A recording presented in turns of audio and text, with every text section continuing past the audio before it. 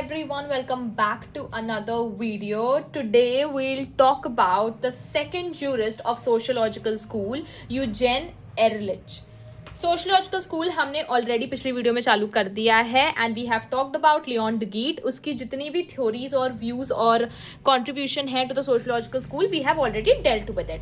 अब Eugene Ehrlich के बारे में बात करें तो सबसे मेन जो कंट्रीब्यूशन था वो था theory of living law in sociological school जो उसने दी थी.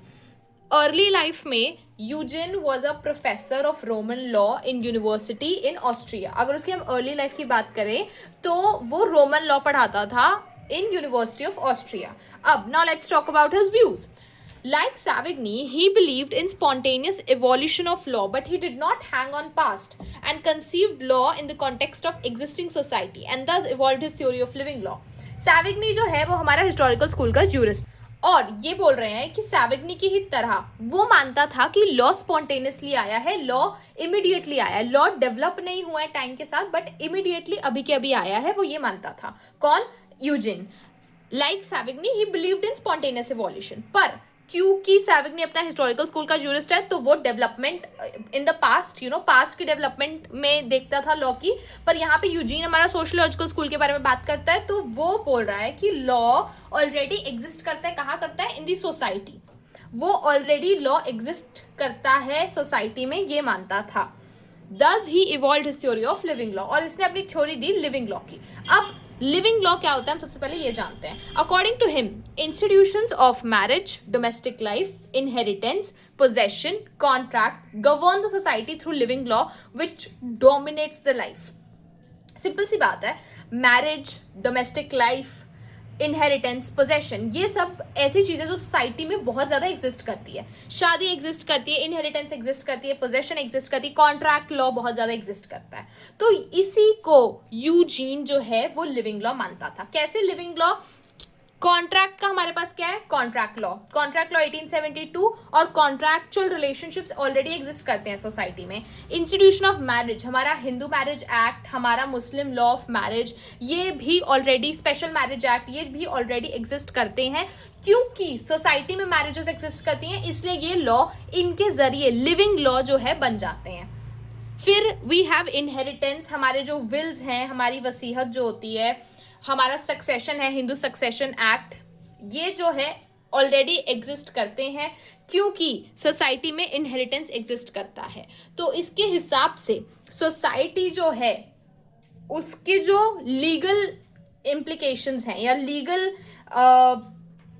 लीगली जिस तरीके से सोसाइटी वर्क करती है इसी को वो लिविंग लॉ मानता था.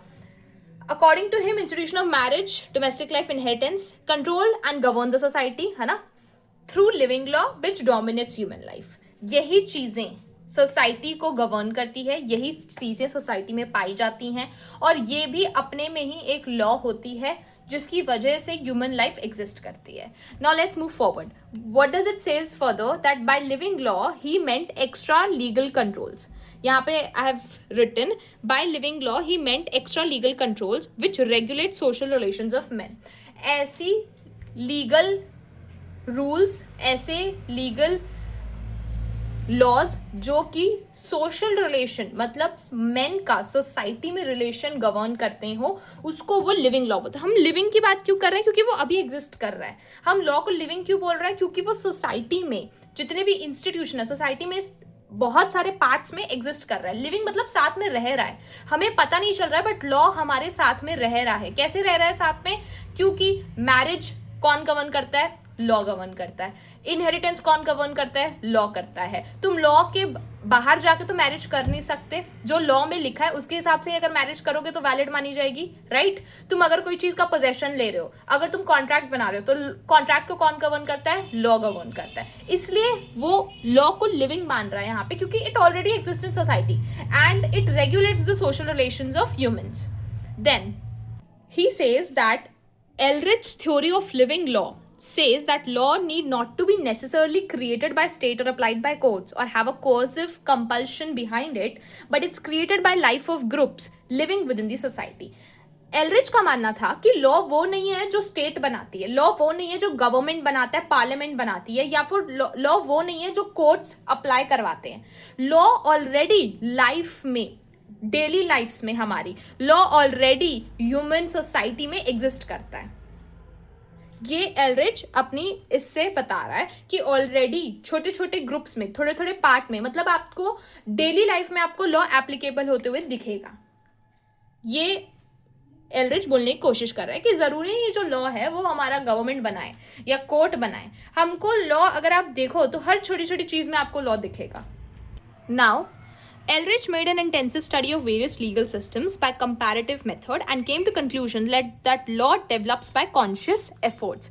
Eldridge ने दुनिया भर के लीगल सिस्टम्स, जितने भी लीगल सिस्टम हैं, उन सबको स्टडी किया कंपैरेटिव मेथड से, कंपेयर करके, कंपैरिजन करके उसको, उन सबको स्टडी किया उसने, और उसको ये कंक्लूजन मिला कि लॉ जो है वो कॉन्शियस एफर्ट्स मतलब एक्टिवली एफर्ट लगाने से डेवलप होता है। सोसाइटी उसे खुद नहीं डेवलप करती, बट ह्यूमंस जब एफर्ट लगाते हैं उससे लॉ डेवलप होता है, एक्टिव एफर्ट से लॉ डेवलप होता है। Lastly, in his opinion, the center of gravity of legal development in the present time or past time lies neither in the juristic science nor in judicial decisions but in the society itself. मतलब इसका मतलब क्या है कि हमारा legal development, हमारी law की जो डेवलपमेंट है वो ना तो जूरिस्ट करते हैं, ना तो जूरिस्प्रूडेंस करता है, जूरिस्प्रूडेंस या जूरिस्ट जो है वो तो नहीं करते लॉ की डेवलपमेंट, ना ही जुडिशियल डिसीजंस मतलब जजमेंट्स जो हैं, जो कोर्ट्स देता है, ना ही उन जजमेंट से लॉ की डेवलपमेंट होती है। बट लॉ की डेवलपमेंट कौन करता है? सोसाइटी। क्योंकि हम सोशियोलॉजिकल स्कूल के बारे में पढ़ रहे हैं और सोशियोलॉजिकल स्कूल हमेशा लॉ को सोसाइटी के साथ पढ़ता है, लॉ को सोसाइटी से रिलेट करके पढ़ता है, इसलिए आप देखोगे कि जो हमारे सोशियोलॉजिकल स्कूल के जूरिस्ट हैं उनका भी अपनी थ्योरीज में सोसाइटी का बहुत बड़ा मेन रोल होता है, वो भी सोसाइटी को बहुत एसेंशियल मानते हैं। तो यहाँ पे यूजीन यही बोल रहा है कि सोसाइटी इटसेल्फ डेवलप करती है लॉ को, लॉ जूरिस्ट डेवलप नहीं करते, लॉ कोर्ट डेवलप नहीं करता, लॉ पार्लियामेंट डेवलप नहीं करती। कौन है हमारा centre of legal development? Society itself. Sociological school है, याद रखना। अगर कुछ नहीं भी याद आए तो ये तो याद रखना कि हम जो स्कूल पढ़ रहे हैं उसके जूरिस्ट उसी स्कूल के बारे में बात करेंगे। इसलिए यूजीन अपना जो सारा सेंटर है, चाहे वो लॉ के क्रिएशन का हो, चाहे वो लॉ के डेवलपमेंट का हो, वो सारा सेंटर क्या मानता है? सोसाइटी मानता है कि सोसाइटी में ही लॉ बनता है, सोसाइटी में ही वो ऑलरेडी एग्जिस्ट करता है। छोटे छोटे पार्ट्स में आपको मैरिज में दिख जाएगा, आपको कॉन्ट्रैक्ट में दिख जाएगा, आपको इनहेरिटेंस में दिख जाएगा लॉ।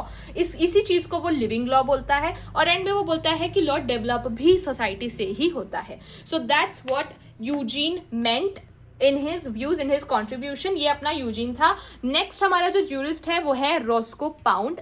नेक्स्ट, क्योंकि जूरिस्ट जो रॉस्को पाउंड है उसका जो हमारा कॉन्ट्रीब्यूशन है और व्यूज है वो थोड़ा लंबा है, थोड़ा लेंदी है, तो मैं इसको नेक्स्ट वीडियो में कवर करूंगी। आज we just did one jurist, that is Eugen. I hope you have understood. Thank you for watching.